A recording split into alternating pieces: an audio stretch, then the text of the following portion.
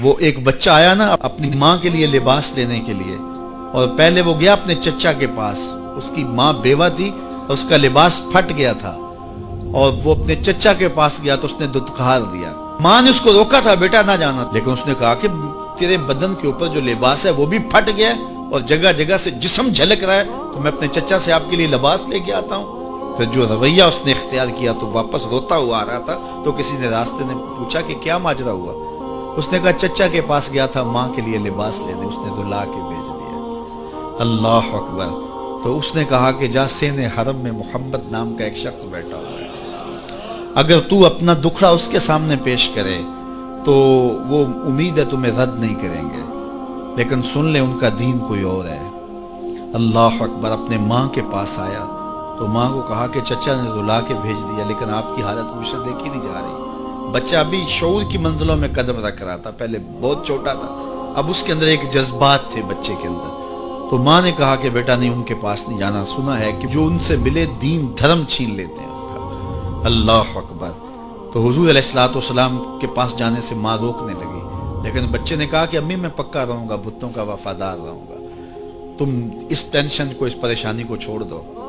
اور حضور کی خدمت میں حاضر ہوا۔ حضور صحن حرم میں چادر اوڑے بیٹھے ہوئے تھے، اور جا کے کہنے لگا میں پہلے بات آپ سے کر لیتا ہوں، آپ کا دین میں نے قبول نہیں کرنا۔ حضور مسکرا کے بولے بیٹا بتاؤ کس لیے آئے ہو؟ کہا میری ماں بے لباس ہے، میں آپ سے لباس لینے آیا۔ حضور نے چادر رحمت اتار کے اس کے کندھوں پہ ڈالی۔ اللہ اکبر۔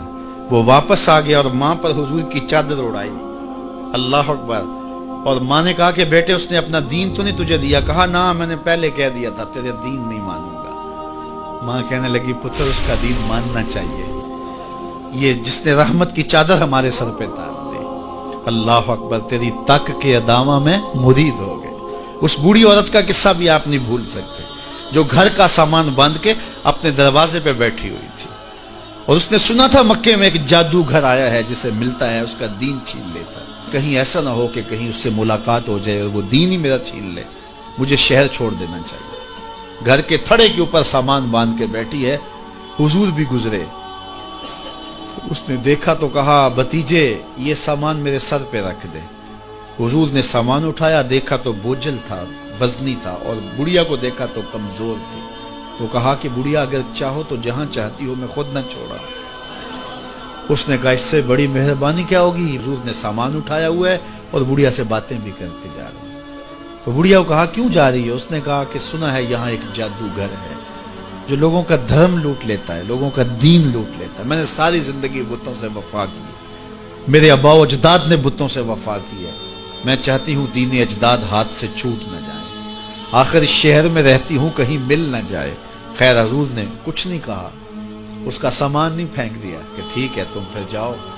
سامان اس کا اٹھایا اور جہاں تک اس نے جانا تھا سامان پہنچایا، سامان سپرد کر کے واپس پلٹنے لگے۔